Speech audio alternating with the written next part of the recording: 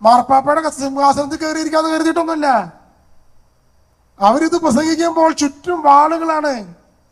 വായടക്കാൻ പറയുന്ന ഗമാലിയേൽ സംഘൃതി സംഘം അവരടിച്ചു പറഞ്ഞയക്കുന്നു, മിണ്ടരുതോ, നിങ്ങൾ പറയുന്നത് നുണയാണ്, മിണ്ടരുതോ, അങ്ങനെ പറയുന്നത്.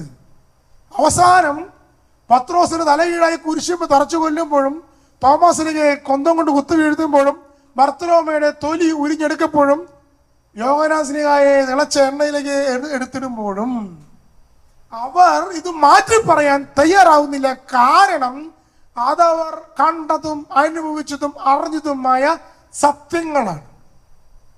Price the lord. ഇതാണ് ക്രെഡിബിലിറ്റി. ISROയ്ക്കുള്ള ക്രെഡിബിലിറ്റിയേക്കാളും കൂടുതലാണ് ഈ ക്രെഡിബിലിറ്റി. മനസ്സിലായോ? യേശു ലാസറിനെ ഉയർപ്പിച്ചു എന്ന് പറയുന്നത് കെട്ടുകഥയാണ്, അല്ലയോ? കണ്ടനുഭവിച്ച